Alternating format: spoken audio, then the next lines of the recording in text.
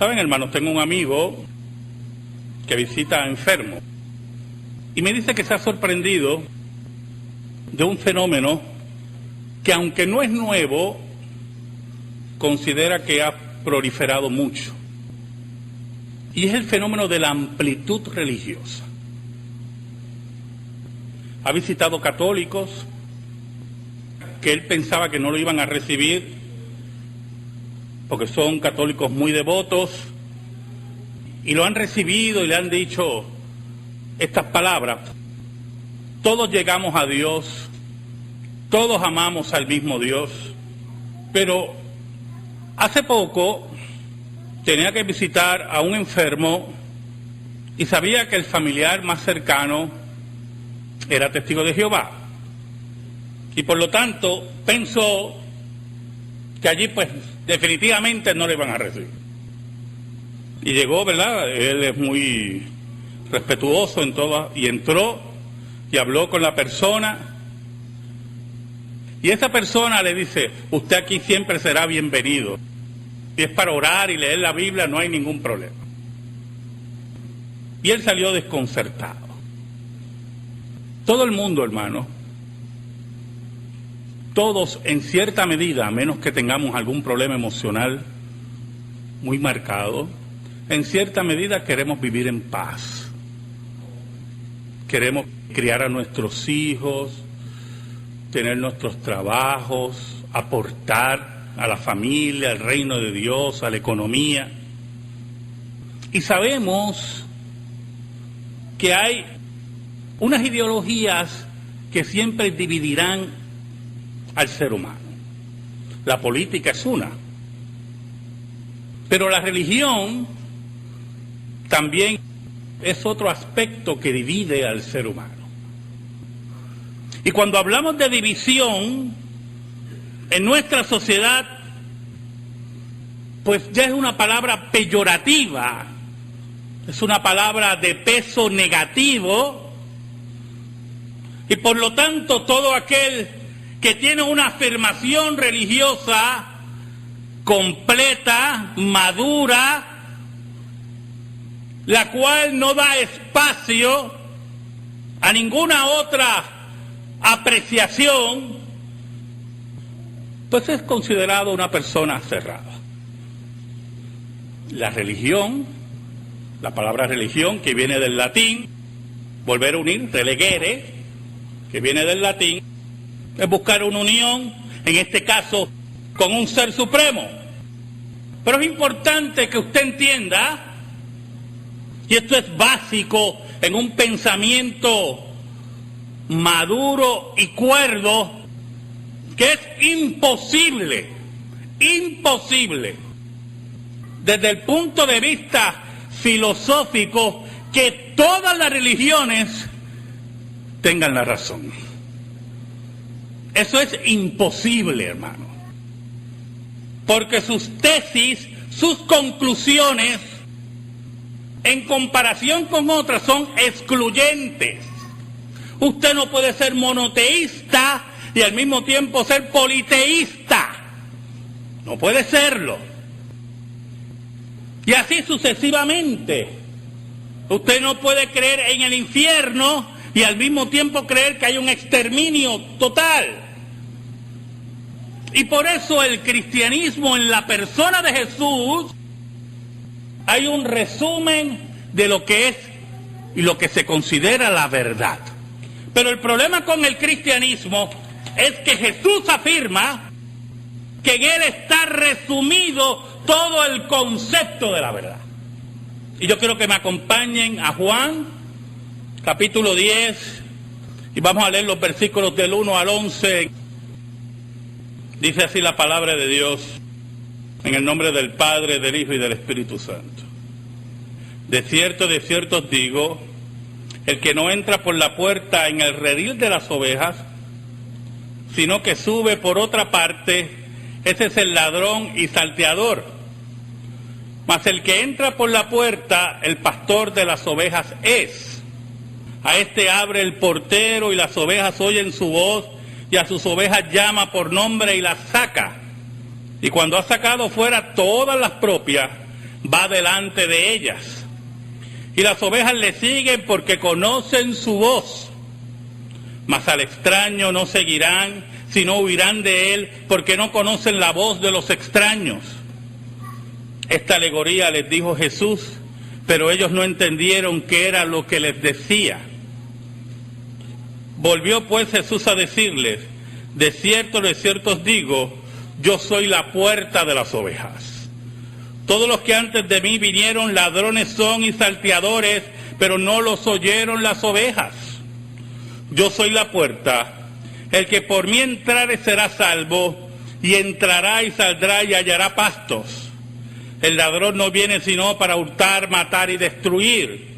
Yo he venido para que tengan vida y para que la tengan en abundancia.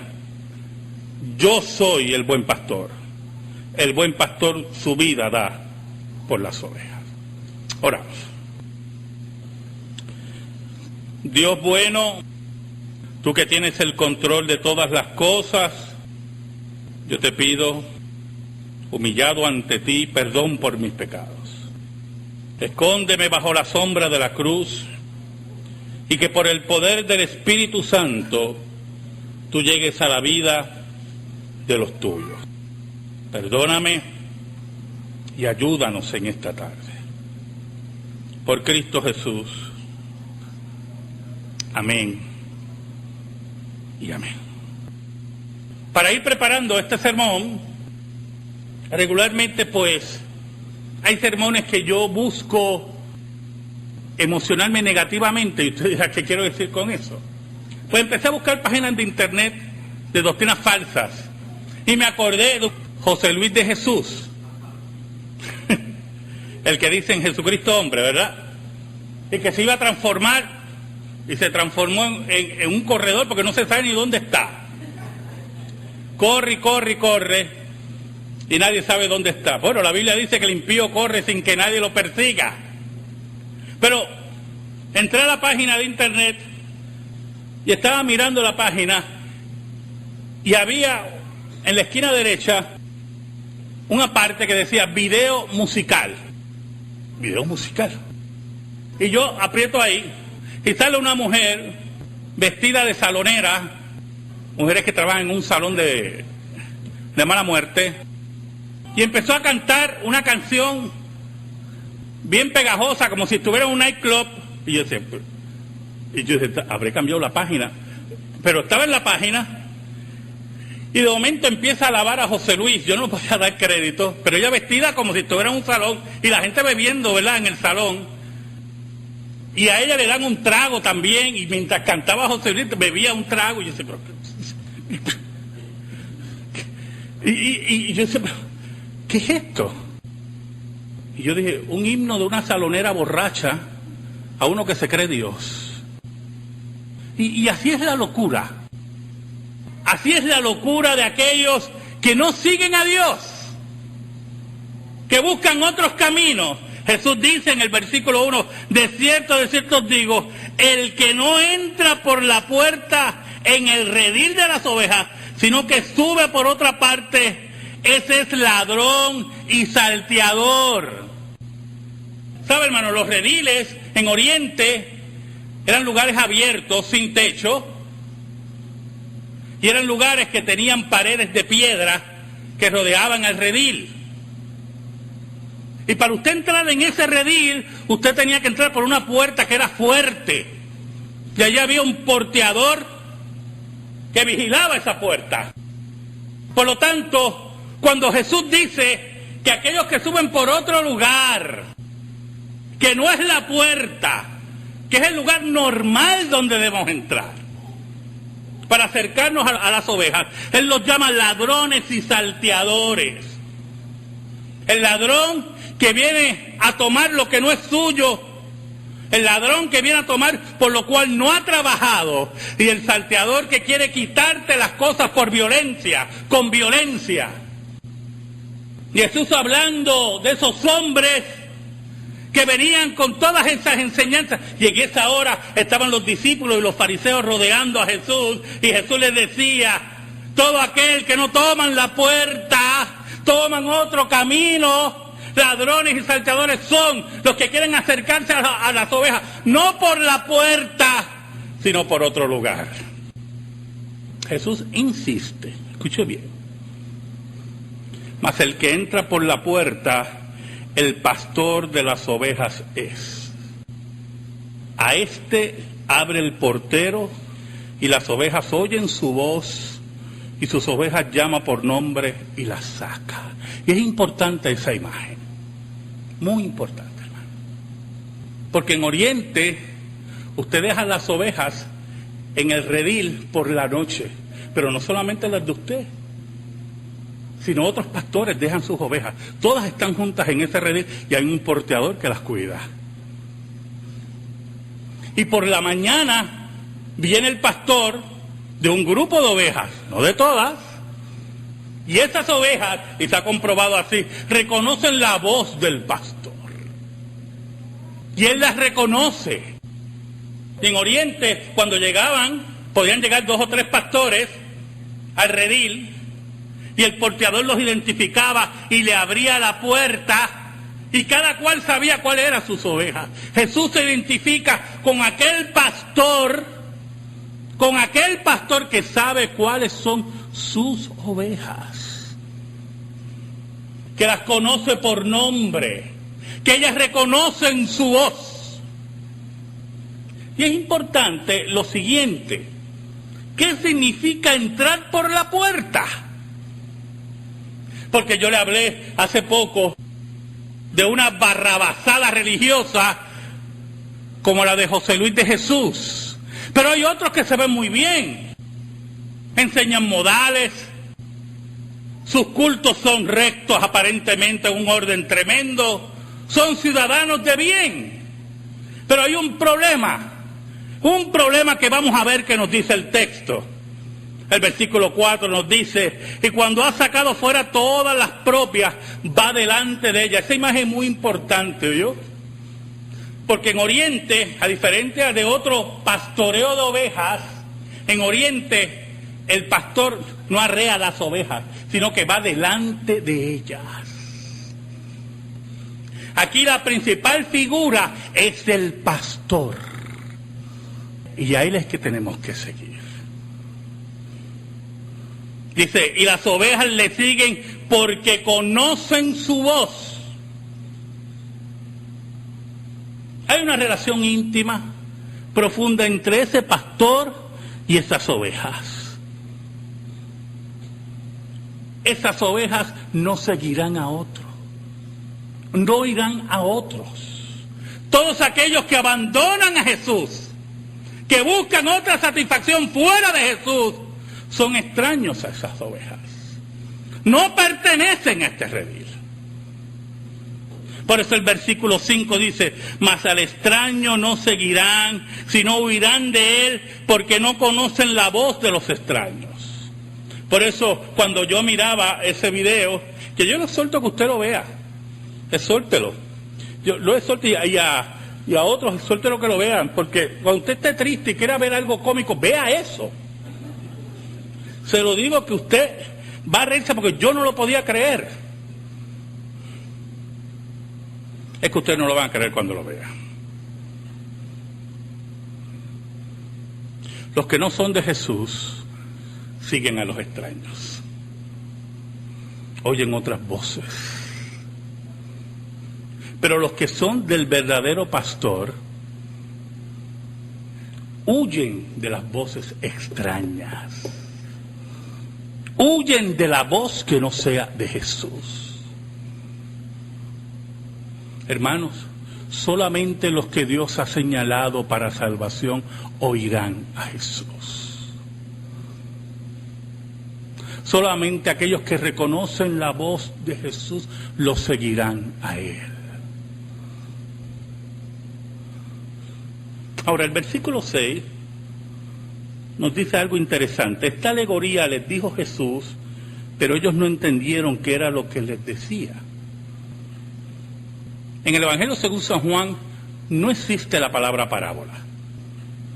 Las parábolas solamente están en los evangelios sinópticos. Cuando Juan utiliza la palabra alegoría, nos quiere decir que tiene un elemento de metáfora, que es una comparación implícita, ¿verdad? Es como cuando Jesús dijo, hablando de Herodes, dile a esa zorra, Jesús no dijo, dile a aquel que es como una zorra, no, dile a esa zorra. No es el Jesús amanereado que nos quieren vender por ahí, oyó, es Jesús anenado, es Jesús confundido, es el Jesús de carácter, que está claro cuál es la puerta de las ovejas. Es Jesús que sabe dónde está la maldad. Y por eso, cuando Juan dice que usó esta alegoría, es como una metáfora ampliada. Pero ellos no entendieron. No solamente los discípulos no entendían, tampoco entendían los fariseos, los saduceos que rodeaban a Jesús. En el versículo 7, y este es importante para lo que queremos recalcar en esta tarde. Volvió pues Jesús a decirle, de cierto digo, yo soy la puerta de las ovejas. Qué cosa tremenda, ¿oyó, hermano? No es como tú quieres, no es por donde tú quieras entrar, no son las pautas que tú establezcas, yo soy la puerta de las ovejas. No solamente Jesús te invita a entrar por la puerta para pertenecer al redil, sino también es aquel que es la puerta de salida, donde hay pastos, donde hay vida. Allí, en medio de la confusión religiosa de Israel, Jesús se declara como la único camino y la única puerta de salvación. Y ahí está el problema con el cristianismo. Y ahí está el problema con la persona de Jesús. Jesús se declara como la única puerta de las ovejas. Recuerden la imagen del redil. Hay una sola puerta. Yo soy la puerta de las ovejas. El versículo 8, yo me imagino al maestro mirando a los saduceos, mirando a los fariseos, mirando a todos aquellos, oiga, que los rechazaban. Antes de este discurso, Cristo había sanado a un ciego. Escuche, Cristo había sanado a un ciego de nacimiento. Y los fariseos fueron donde este ciego a interrogarlo. Y él insistía, bueno, yo sé que Jesús fue el que me sanó. Pero tú no sabes, bueno, yo no sé, yo solamente sé que yo era ciego y ahora yo veo. Y dice la Biblia que lo expulsaron de la sinagoga, que lo sacaron de la sinagoga. Y Jesús lo invita a entrar a la puerta. Y por eso en el versículo 8 dice, todos los que vinieron antes de mí, fariseos, saduceos, ladrones son y salteadores. Son aquellos que no conocen al pueblo como el pastor debe conocer al pueblo. No escuchan a las ovejas y las ovejas tampoco lo escuchan. Estos son los ladrones y salteadores que vienen a robarle la paz a Israel. Por eso él dice, pero no los oyeron las ovejas. Oiga, hermano, esa relación siempre tan tensa y tan empobrecida de los fariseos con el pueblo. Los fariseos y los sacerdotes no conocían las condiciones del pueblo, no les importaban las condiciones del pueblo. Pero Jesús, que es el buen pastor, conoce a las ovejas. Por eso en el versículo 9 nos dice, yo soy la puerta, el que por mí entrare será salvo. Mire la declaración categórica de Jesús. El que por mí entrare será salvo. No es que tendrá posibilidades, no es que otro camino para ser salvo, no. Yo soy la puerta y por mí tienen que entrar. Y entrará y saldrá y hallará pastos. La comida espiritual verdadera. La comida que solamente puede dar Jesús, la comida que no pueden dar los fariseos. La falsa religiosidad, las religiones que nos rodean. Solamente Jesús nos puede dar el alimento verdadero. Hace poco me visitó un amigo y le pregunté por él, por su condición espiritual y por un familiar. Primero me habló del familiar, me dijo, pues mira, está ahora en un proceso de paz, porque ya salió de unos problemas que tenía y está en un proceso y está en paz con él mismo o con ella, ¿verdad? No quiero identificar el sexo, el mundo es tan pequeño. Y yo lo miro y le digo, ¿qué paz? Entonces él se ríe porque sabe, ¿verdad? Él me conoce. Y yo le digo, ¿a eso tú le llamas paz? Esa es la paz de los sepulcros. Abandonó a Jesús. Entonces voy donde él y le digo, ¿y tú? ¿Dónde tú estás yendo? Entonces me dice Carlito, a este Carlito siempre. Y yo, bueno, yo lo digo por tu bien. Viene un día de juicio final, que allí se acabó la paz. Esa paz que tú persigues no es la paz de Jesús. No es la paz de entrar por la puerta de las ovejas, es la paz de los sepulcros, es la paz de la muerte. Es la paz que nos quieren vender los falsos religiosos que nos rodean, que nos dicen que todo el mundo conduce a Dios. Es la paz de tener un proceso familiar tranquilo, que nadie nos divida por discusiones religiosas, que nadie me hable que Jesús es el único camino. Es la paz de los muertos. Por eso Cristo dice en el versículo 10, el ladrón no viene sino para hurtar, matar y destruir. Yo quiero que usted entienda algo en esta tarde. Siempre ese versículo lo hemos identificado, el ladrón, ¿con quién? Con Satanás. Y no voy a cerrar esa posibilidad, no me malinterprete. Pero cada discurso de Jesús, usted tiene que verlo dentro del contexto histórico que lo está dando. Y si usted lleva el contexto histórico y el discurso de Jesús, usted va a notar que Cristo siempre le llamó ladrón y salteador a los fariseos que estaban al frente a él en ese discurso. Y le está diciendo, esos que son pastores de ustedes, solamente viene a hurtar, matar y destruir. Esos que no le importa su vida espiritual, esos que no le importa si los conocen o no, sino que están pendientes a su pompa religiosa, a ser reconocidos en los caminos, a rendirle pleitesía. Yo le explicaba a mis estudiantes de historia de la iglesia que todavía se practica en la iglesia católica, que cuando usted ve un alto jerarca de la iglesia, ¿verdad? Aún a sacerdotes, muchos católicos todavía le toman la mano y se la besan. O le besan el anillo. Y le explicaba a mis estudiantes de historia de la iglesia que eso viene del mundo feudal. En la época feudal estaba el señor feudal, estaban los campesinos, la iglesia también era una iglesia feudal. Y muchos obispos eran señores feudales. Y entonces la gente, cuando se acercaba al obispo, como era un señor feudal que tenía un feudo, un terreno donde la gente vivía agregada, pues se acercaban al obispo como señor feudal y le besaban la mano y el anillo. Y mientras los campesinos se morían de hambre y de ignorancia religiosa, la iglesia vivía con su pompa y su riqueza.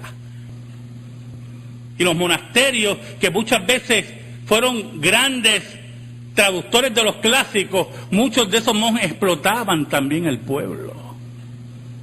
Así son todos aquellos pastores que no conocen a su pueblo y lo explotan como le da la gana.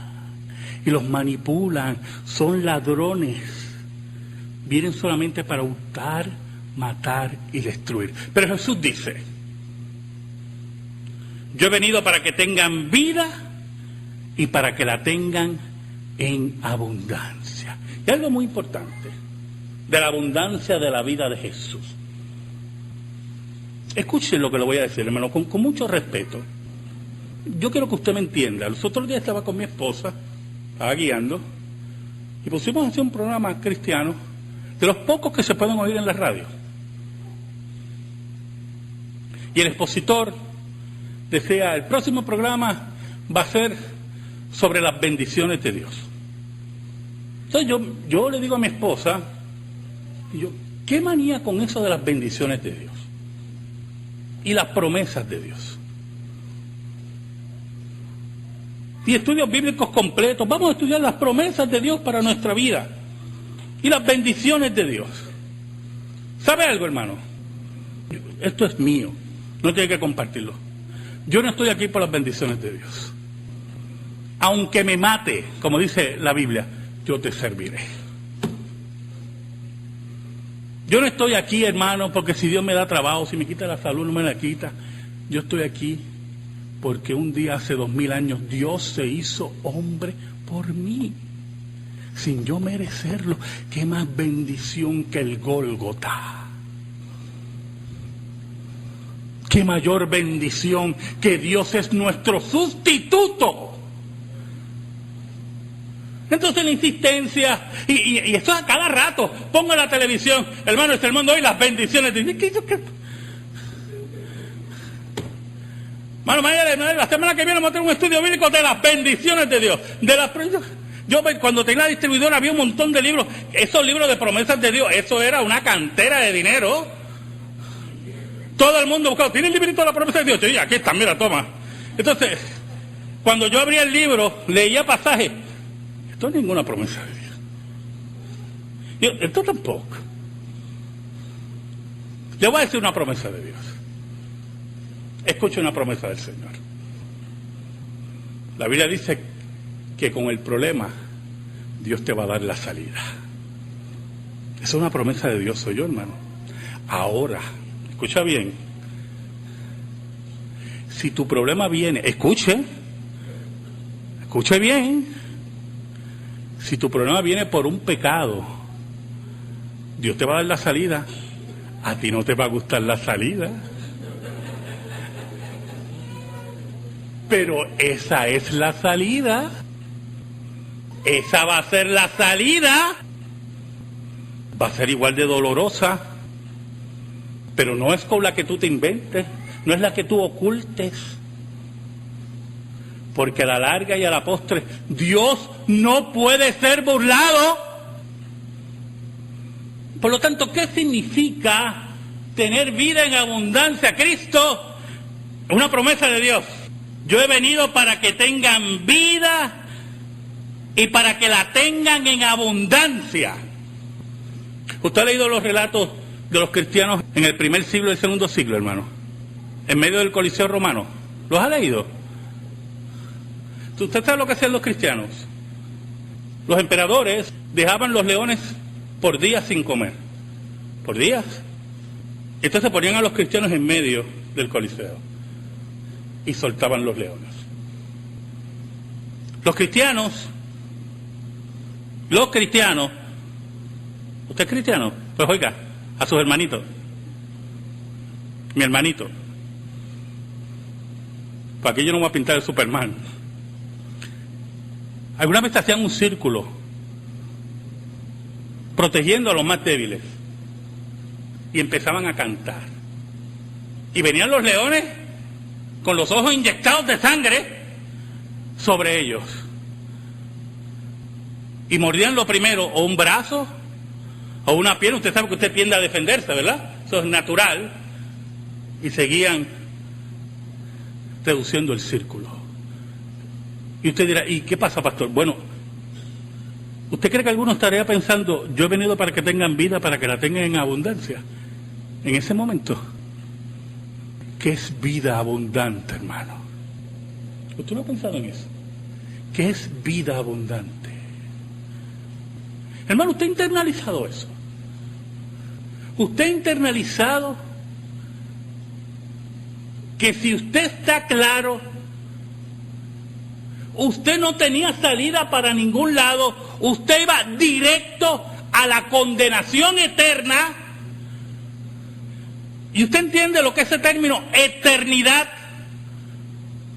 Es un término en teología que no podemos definir. La eternidad no tiene tiempo. Por eso la Biblia utiliza otros términos para hablar de la eternidad. Dice día y noche por los siglos de los siglos, para hablar de la eternidad. Y el tiempo no será más, así dice, términos para tratar de identificar esa era, que también es un error hablar de eso como era, que llamamos eternidad.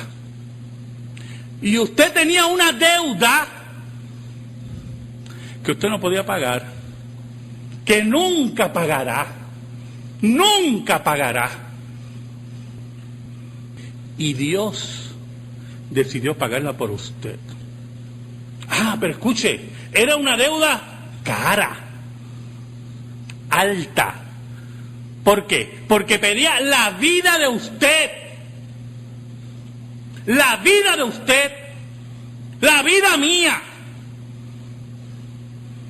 Y Dios entregó su vida por nosotros.